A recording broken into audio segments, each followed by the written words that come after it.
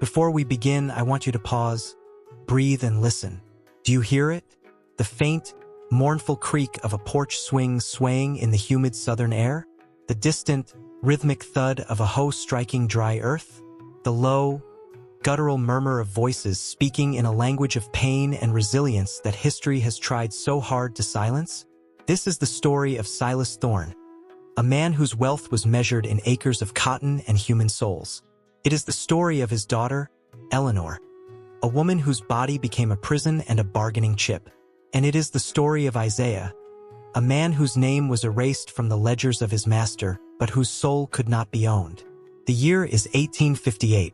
The state is Mississippi. And the world, for Silas Thorne, is a perfectly ordered machine. From the wide, columned porch of his plantation house, Magnolia Grove, Silas surveyed his kingdom. Before him stretched a sea of green, rows upon rows of cotton plants, their white bowls like scattered pearls against the dark earth. In the distance, the low, rhythmic chant of his slaves rose and fell, a sound as constant and essential to the plantation's rhythm as the beating of his own heart. To Silas, this was not a sound of suffering. It was the sound of prosperity. It was the music of his success. Silas Thorne was a man of rigid principle and unshakable belief in the natural order of things. He believed in the divine right of white men to rule, in the inherent inferiority of the black race, and in the absolute authority of a father over his household. His world was one of clear lines. Master and slave, white and black, man and woman, powerful and powerless. There was no room for ambiguity, no tolerance for deviation. And yet, there was a flaw in his perfect world.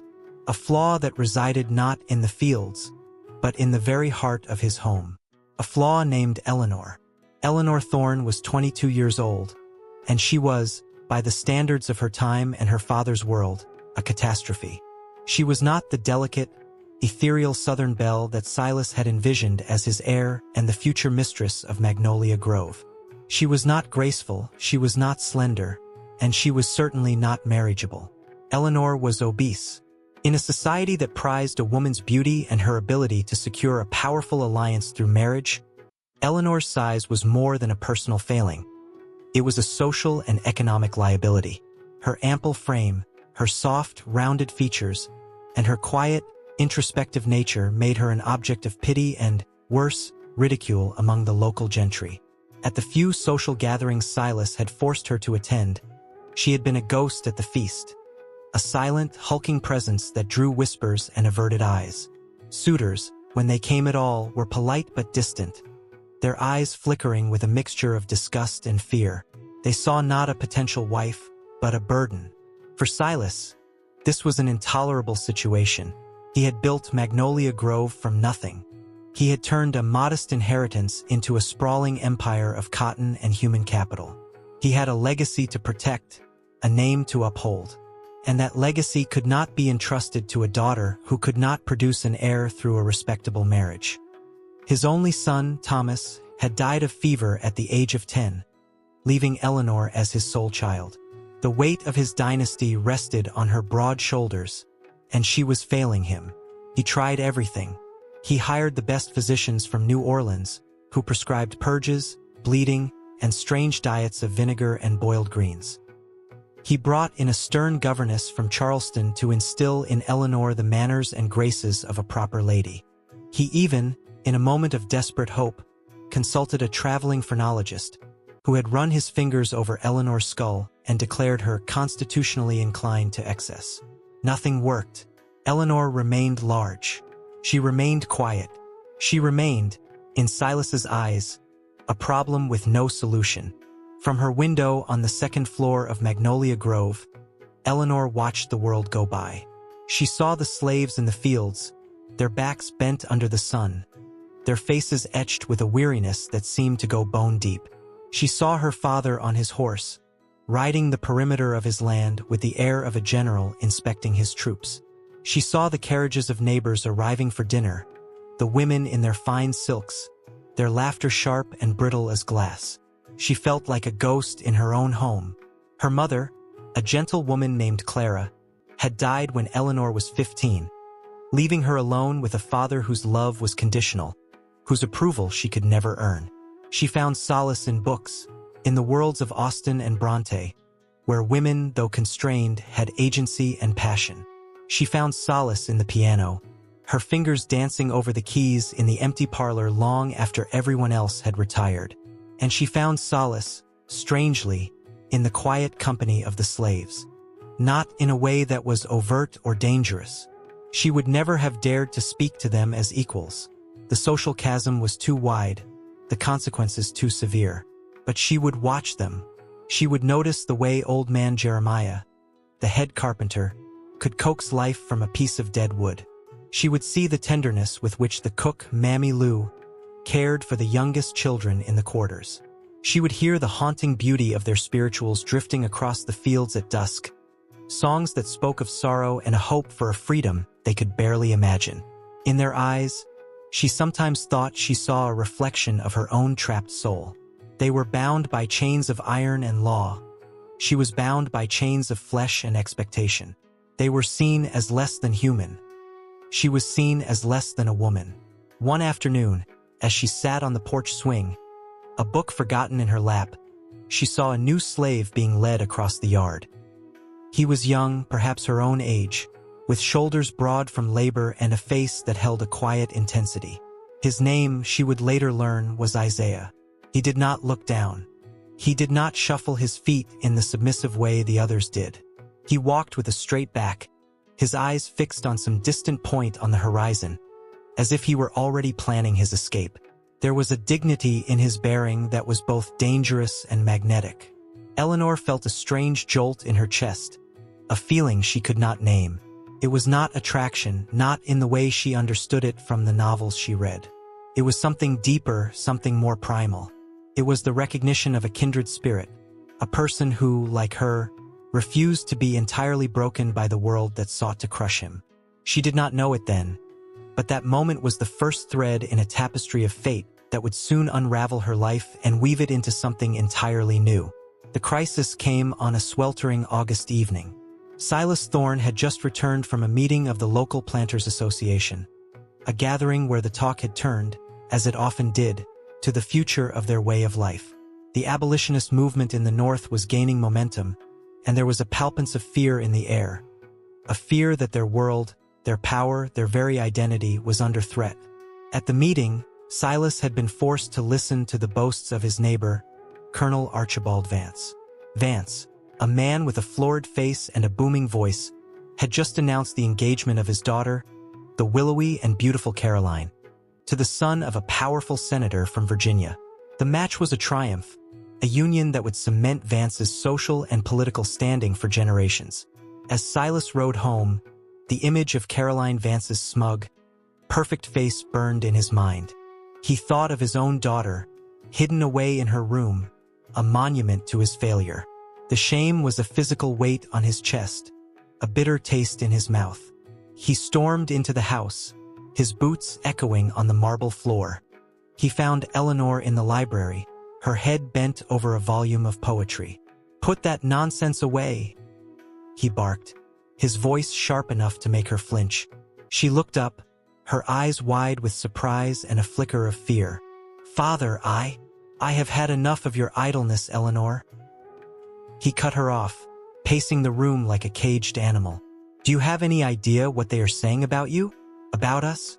You are a laughingstock, a burden, and I will not have my name dragged through the mud because of your condition." Eleanor's face flushed crimson. She wanted to protest, to tell him that she was more than her body, that she had a mind and a heart. But the words died in her throat. She had learned long ago that arguing with her father was futile. His mind was a fortress, and her pleas were like pebbles thrown against its walls. "What do you want me to do, father?" she whispered, her voice barely audible. Silas stopped pacing. He turned to look at her, his eyes cold and calculating. In that moment, Eleanor saw not a father, but a businessman assessing a defective piece of inventory. "There is a solution," he said slowly, his voice dropping to a conspiratorial whisper. "A solution that will solve two of my problems at once." Eleanor's heart began to pound. "What do you mean?" Silas walked to the window, his back to her, as if he could not bear to look at her while he spoke the words. "There is a slave, a new one, Isaiah. He is strong, healthy, and, from what I am told, he has certain skills." Eleanor frowned. "Skills?" "He was a healer in his village before he was taken," Silas said, his tone dismissive. "Some kind of herbalist or witch doctor. Superstitious nonsense, of course, but the other slaves seem to trust him. He tends to their wounds, eases their pains." He turned back to her, his eyes gleaming with a terrible idea. "I have been thinking, your health, your size, it is a sickness, is it not? A sickness of the body. And who better to treat a sickness than a healer?" Eleanor stared at him, a cold dread beginning to seep into her bones. "Father, I don't understand." "It is simple, Eleanor," Silas said, his voice taking on the smooth, persuasive tone he used when closing a business deal. "I will give you to him, to Isaiah. He will be responsible for your care. He will tend to you as he tends to the others. He will use his methods to restore you to health." The words hung in the air, heavy and grotesque. Eleanor felt as if the floor had dropped out from under her. You would give me to a slave?" "Not give you," Silas corrected sharply. "Assign him to you, as your personal attendant. It is a position of great trust for him, privilege, and for you, it is your only hope." Eleanor's mind reeled. The idea was monstrous, unthinkable. In the world of the antebellum South, the mere suggestion of intimacy between a white woman and a black man was the ultimate taboo, a crime punishable by death. To place her in the care of a slave, to be alone with him, was to invite scandal, violence, and ruin. "Father, this is madness," she stammered. "People will talk. They will say." "What will they say?" Silas snapped. "That I am a man who cares for his daughter's health? That I am willing to use every resource at my disposal to see her well? No one will say a word, Eleanor, because no one will know. This will be our secret. Your secret." He stepped closer, his voice dropping to a menacing whisper. "And if you refuse, if you cause a scene, I will have no choice but to send you away. To an asylum. They have places for women like you, Eleanor. Places where you will be locked away, forgotten. Is that what you want?" Tears welled in Eleanor's eyes. She looked at her father, at the man who was supposed to protect her, and saw only a stranger, a monster wearing her father's face. She had no choice, no power, no voice. She nodded, a single jerky movement of her head. Silas's face softened, but it was the softness of a predator who has cornered its prey. "Good girl," he said. "You will see. This is for the best. For all of us." That night, as Eleanor lay in her bed, staring at the canopy above her, she felt a profound sense of violation. She had been sold, not for money, but for convenience. Her body, her very self, had been handed over to a man she barely knew, a man who was himself property. She was a commodity in a transaction between two men, one of whom owned her, and the other of whom was owned. And the worst part? She was terrified that her father might be right, that Isaiah, with his strange knowledge and his quiet strength, might be the only one who could truly see her. Not as a problem, not as a burden, but as a person. The thought filled her with a shame so deep it was almost a physical pain. The next morning, Isaiah was brought to the main house. He stood in the parlor, his hands clasped loosely in front of him, his eyes downcast but not submissive. He had been told only that he was being assigned to a new task, that the master's daughter required his services. He had no idea what to expect.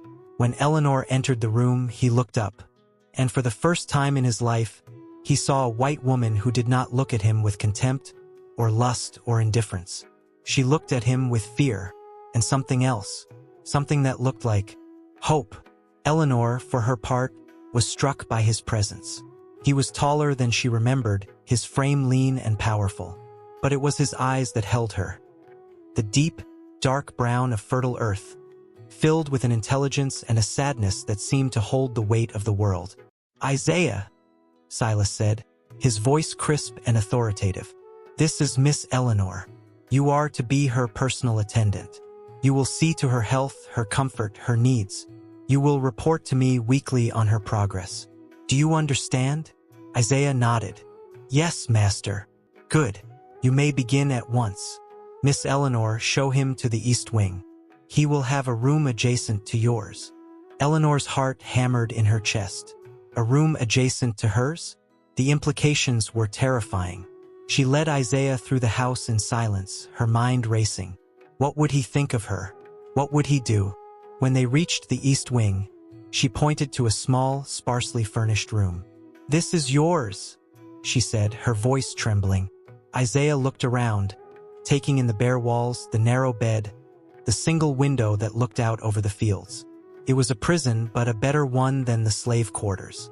He turned to her. What is it you need, miss? He asked, his voice low and calm. Eleanor hesitated.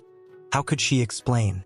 How could she tell him that her father had given her to him like a broken piece of furniture to be repaired? I don't know, she whispered. Isaiah studied her face. He saw the fear, the shame, the exhaustion. He had seen that look before, in the eyes of his own people, after a whipping, after the sale of a child, after a night of despair. He knew that look. It was the look of a soul that had been crushed. You are not sick, he said quietly. Eleanor's head snapped up. What? Your body? It is not a sickness, Isaiah said, choosing his words carefully. It is a cage. But the cage is not of your making. Tears sprang to Eleanor's eyes. No one had ever said anything like that to her. No one had ever seen past her flesh to the person trapped inside. How do you know that? She asked, her voice barely a whisper. Isaiah looked out the window, at the fields where his brothers and sisters toiled. I have seen many cages, he said. Some are made of wood and iron. Some are made of skin and bone. But they are all prisons. In that moment, a bridge was built between them. Not a bridge of romance, not yet, but a bridge of shared understanding. Two people, from opposite sides of an unbridgeable chasm, recognizing the same pain in each other's eyes. Over the next few weeks, Isaiah began his work. He did not force her to diet or exercise. He did not lecture her or shame her. Instead, he listened. He brought her herbs to soothe her nerves, chamomile for sleep, mint for digestion. He taught her to breathe, to quiet the storm of anxiety that raged inside her. He walked with her in the gardens at dawn, when the world was quiet and the air was cool, and they talked. Not about her body, not about his enslavement, but about the stars, the birds, the stories of his childhood in Africa, the books she loved. He treated her not as a patient, but as a person. And in doing so, he began to heal her in ways her father could never have imagined. Eleanor, in turn, began to see Isaiah not as a slave, but as a man. She saw his intelligence, his kindness, his quiet courage. She saw the way he carried the weight of his people's suffering without letting it break him. She saw the dignity in his every gesture, the strength in his silence. Their relationship was a dangerous dance, performed on the edge of a precipice. One misstep, one overheard word, one moment of misunderstood closeness, and they would both be destroyed. But in the quiet sanctuary of the East Wing, they found a fragile peace. Silas, for his part, was pleased. He saw Eleanor's color returning, her posture improving, her eyes losing their haunted look. He attributed it to Isaiah's primitive methods and congratulated himself on his ingenuity. He did not see the true healing that was taking place, the healing of two souls who had found each other in the darkness. But the world outside Magnolia Grove was not so blind. Rumors began to spread, whispers in the slave quarters, gossip among the house servants. A white woman and a black man spending hours alone together? It was unnatural. It was dangerous. And in the antebellum South, danger was a fire that spread quickly. The first spark came from Mammy Lou, the head cook. Mammy Lou was a woman of immense authority in the slave quarters. She had been at Magnolia Grove for 30 years, and she had seen masters come and go, seen their cruelties and their hypocrisies. She had a network of eyes and ears that spanned the entire plantation, and she used it to protect her own. She had watched Isaiah with a mixture of pride and fear. He was a good man, strong and smart, but he was also young and, she feared, naive. She had seen the way he looked at Miss Eleanor, not with the leering hunger of some of the field hands, but with a quiet respect that was even more dangerous. Respect between a white woman and a black man was a luxury they could not afford. One evening, as she prepared the evening meal, she pulled Isaiah aside. "You be careful, boy," she hissed, her voice low and urgent. "You walkin' on thin ice with that white girl." Isaiah frowned. "Miss Eleanor is not a girl, Mammy Lou, and I am only doing what the master asked." "Master don't know what he is skin," Mammy Lou shot back. "He think he usin' you to fix her, but you fixin' something else. Something that can get you killed." Isaiah's jaw tightened. "I am not doing anything wrong." "Wrong don't matter," Mammy Lou said, her eyes hard. "Perception matter. And they see a big white woman spendin' all her time with a strong black man. They gon' think the worst. And the worst for you is a rope." Isaiah knew she was right. He had heard the stories, the lynchings, the mutilations, the bodies left hanging from trees as a warning. He knew the price of crossing the color line, but he also knew that he could not abandon Eleanor. She was the first person in this cursed place who had treated him like a human being. He owed her his loyalty. "I will be careful," he promised. But careful was not enough. The second spark came from the outside world. Colonel Archibald Vance, Silas's neighbor and rival, had grown suspicious. He had noticed Silas's newfound confidence, the way he held his head a little higher at the planters' meetings. He had heard the rumors, of course, everyone had, but he had dismissed them as the idle gossip of jealous servants, until he saw it for himself. One afternoon, while riding his property line, he spotted Eleanor and Isaiah walking in the garden. They were not touching, not even speaking, but the ease between them, the lack of the usual distance and deference, was unmistakable. Vance's blood ran cold. This was not just a scandal, it was a threat to the entire social order. If Thorne's daughter was consorting with a slave, what did that say about Thorne's control over his own household? What did it say about the stability of their world? He rode straight to Magnolia Grove. Silas was in his study, going over the ledgers, when Vance burst in without knocking. "Thorne, we need to talk," Vance said, his face grim. Silas looked up, annoyed. "Archibald, this is not a good time." "It is about your daughter," Vance said, his voice low and dangerous. Silas's blood turned to ice. "What about her?" "I saw her today," Vance said, "with that new slave of yours, Isaiah. They were walking together, like equals." Silas's mind raced. He had been so focused on Eleanor's improvement, he had not considered the optics. He had been blind to the danger. "It is not what you think," Silas said quickly. "I assigned him to her as a healer. He is treating her for her condition." "Treating her?" Vance's voice was thick with disgust. "Silas, you are a fool. You have placed a viper in your daughter's bed. Do you have any idea what could happen? If word of this gets out, your reputation will be ruined. Your plantation could be seized. And that slave, he will be lucky if they only hang him." Silas felt a surge of panic. Vance was right. He had been reckless. He had let his desperation for a solution blind him to the consequences. "What do you suggest?" Silas asked, his voice tight. Vance leaned forward, his eyes gleaming with a terrible cunning. "There is only one way to contain this. You must get rid of him." "Get rid of him?" Silas echoed. "Sell him," Vance said. "Tonight, to a trader heading south. To Louisiana or Texas. Somewhere far away. Make it look like a routine sale. No one will suspect a thing." Silas's stomach churned. He had sold slaves before, of course. It was part of the business. But Isaiah was different. He had become useful. And Eleanor, she had come so far. But Vance was right. The risk was too great. "Very well," Silas said, his voice hollow. "I will do it." That night, Silas summoned the overseer.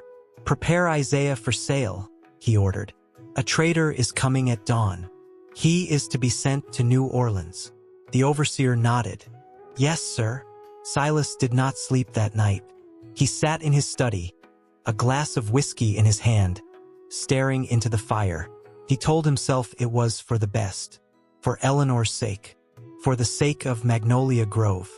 But deep down, he knew the truth. He was not protecting his daughter. He was protecting his own pride, his own power. He was sacrificing Isaiah to save his own skin. And in the East Wing, Eleanor lay awake, sensing that something was wrong. She had seen the look in her father's eyes at dinner, a look of cold calculation. She had seen the overseer speaking to him in hushed tones. She did not know what was coming, but she knew it was bad. She got out of bed and walked to Isaiah's door. She knocked softly. He opened it immediately, as if he had been waiting. Isaiah, she whispered, her voice trembling. Something is happening. I can feel it. Isaiah looked at her, his face grim. I know. Before she could ask what he meant, they heard the sound of boots on the gravel outside. The overseer and 2 armed men. They are here for me, Isaiah said. Eleanor's heart stopped. No, they can't. Isaiah took her hand. His touch was warm, steady. Listen to me, Eleanor. Whatever happens, you must be strong. You are not your body. You are not your father's shame. You are Eleanor Thorne, and you are worthy of love. Tears streamed down Eleanor's face. I can't let them take you. You have no choice, Isaiah said gently. But this is not the end. Remember that.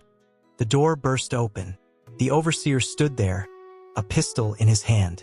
Time to go, boy, he snarled. Isaiah let go of Eleanor's hand. He walked out of the room without looking back. Eleanor collapsed to her knees, sobbing. She had lost the one person who had ever truly seen her. And in that moment, something inside her broke, and something else was born. The days that followed were a blur of numbness and rage. Eleanor moved through the house like a ghost. She ate nothing. She spoke to no one. She sat in the garden, staring at the spot where she and Isaiah had last walked together, and felt the world closing in around her. Her father tried to speak to her, to explain, to justify.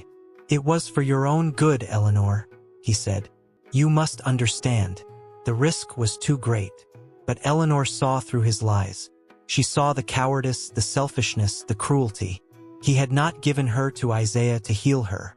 He had given her to Isaiah to dispose of her. And when that became inconvenient, he had disposed of Isaiah instead. She realized, with a clarity that was both terrifying and liberating, that she had no future at Magnolia Grove. Her father would never see her as anything but a problem. The society she lived in would never accept her.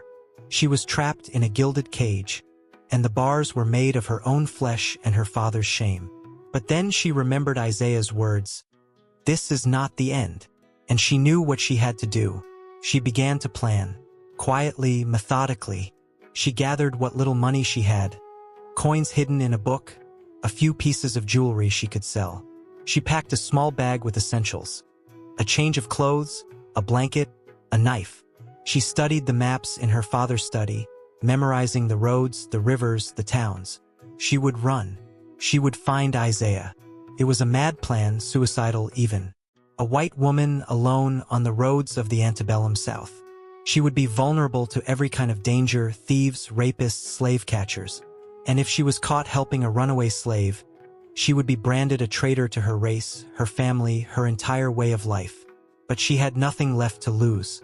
The night of her escape was moonless, the sky thick with clouds.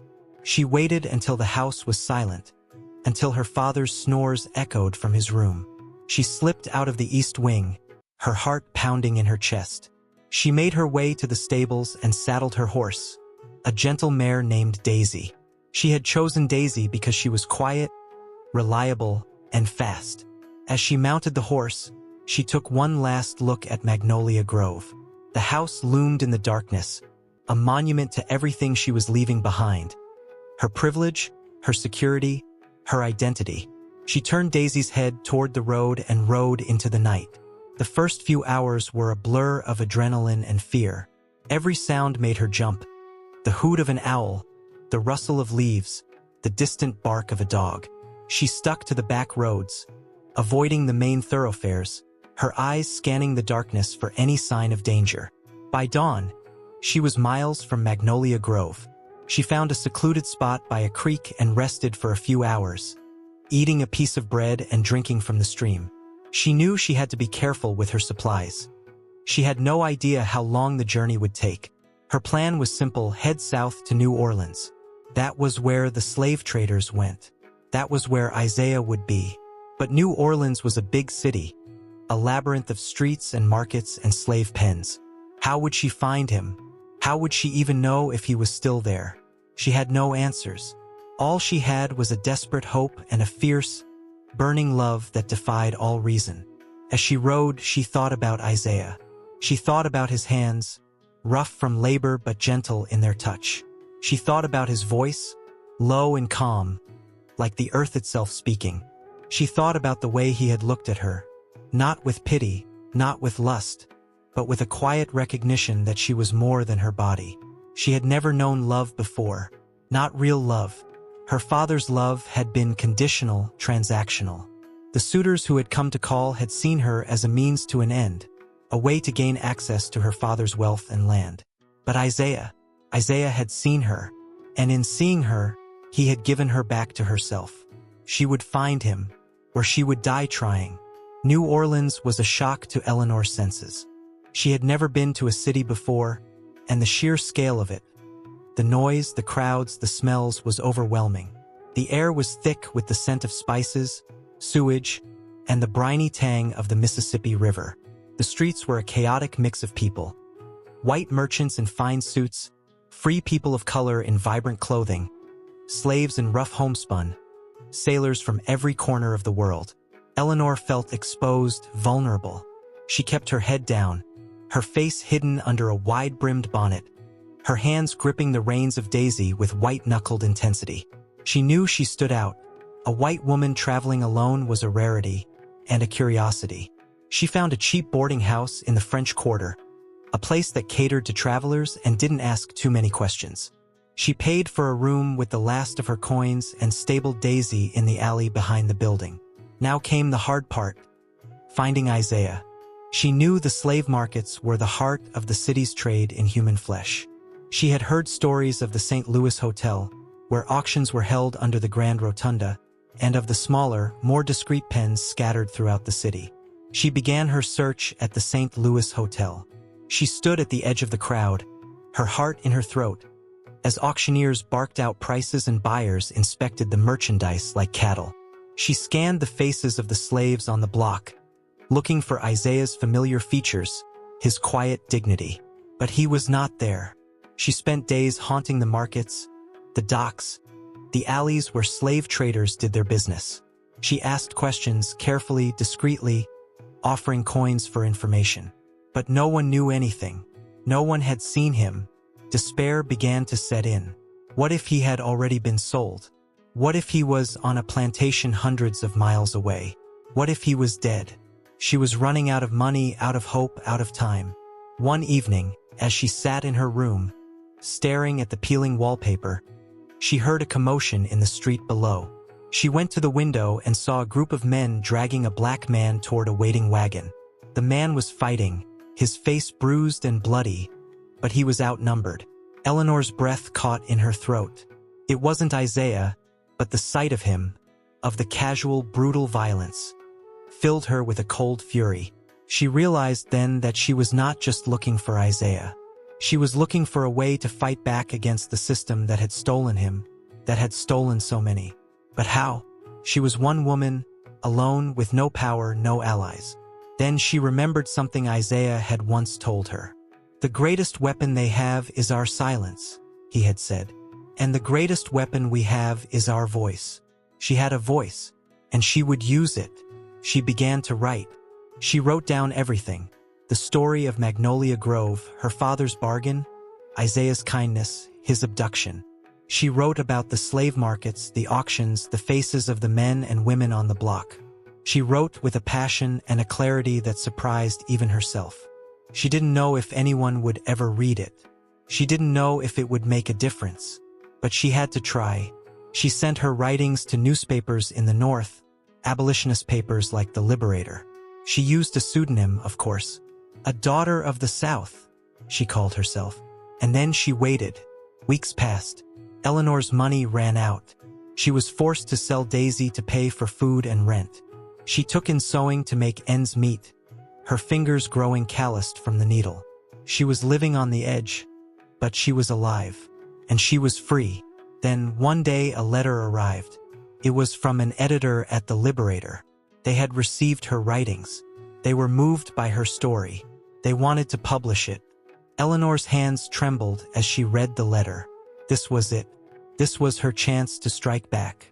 The article was published a month later. Caused a sensation. A daughter of the South became a rallying cry for the abolitionist movement. Her words were reprinted in papers across the North, read aloud at meetings, quoted in speeches. She had given a human face to the horrors of slavery, and she had done it from the inside, from the heart of the slaveholding South. In Mississippi, the reaction was swift and brutal. Silas Thorne was furious, humiliated, enraged. He recognized his daughter's voice in the writing, the details only she could know. He was branded a monster, a man who would trade his own daughter to a slave. His reputation was in ruins.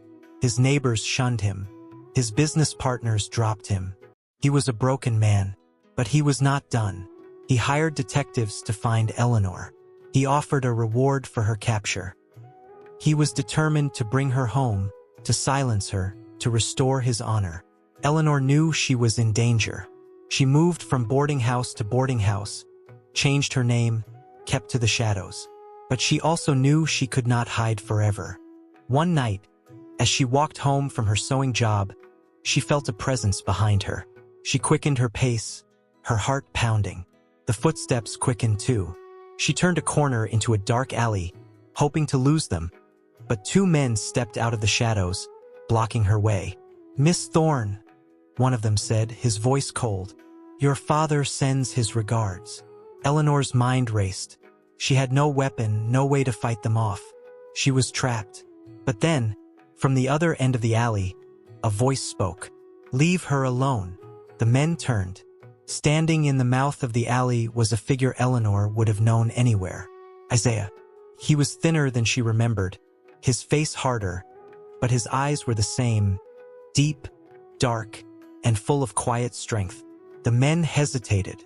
Isaiah was just one man, but there was something in his bearing, in the way he held himself, that gave them pause. "Get out of here," Isaiah said, his voice low and dangerous. The men exchanged a glance. They were hired thugs, not warriors. They didn't want to fight. They backed away, melting into the shadows. Eleanor stood frozen, tears streaming down her face. "Isaiah," she whispered. He walked toward her, his eyes never leaving hers. "I read your words," he said. "I knew I had to find you." They stood there in the alley, two souls who had been torn apart by a cruel world, reunited by a love that defied all odds. "I thought I'd lost you," Eleanor said. "You could never lose me," Isaiah replied. "Not as long as you kept your voice." Eleanor and Isaiah did not have a happy ending in the traditional sense. They could not marry, not in the eyes of the law. They could not return to the South, not while slavery existed. They lived in the shadows, always looking over their shoulders, always aware of the danger. But they had each other, and they had their voice. Together, they continued to write, to speak, to fight. Eleanor's writings became a powerful tool in the abolitionist movement, and Isaiah's first-hand accounts of life under slavery gave her words an authenticity that could not be denied. When the Civil War broke out, they worked with the Underground Railroad, helping others escape the chains that had bound them. And when the war ended and slavery was finally abolished, they did not stop. They knew that freedom was not just the absence of chains, but the presence of justice. They moved to the North, where they opened a school for freed slaves, teaching them to read, to write, to claim their place in the world. Eleanor never returned to Magnolia Grove. She heard that her father died a broken man, his plantation sold to pay his debts. She felt no joy in his downfall, only a deep, abiding sadness for the man he could have been. She and Isaiah never had children of their own, but they raised dozens of orphans, giving them the love and the education they had been denied. Their story was not widely known in their lifetime. It was too dangerous, too controversial. But it was passed down in whispers, in the stories told by the students they taught, in the letters they wrote, in the quiet strength of the community they built. And now it is your turn to hear it. This is not just a story of the past. It is a mirror held up to the present. It is a reminder that the systems of oppression may change, but the human capacity for cruelty and for courage remains the same.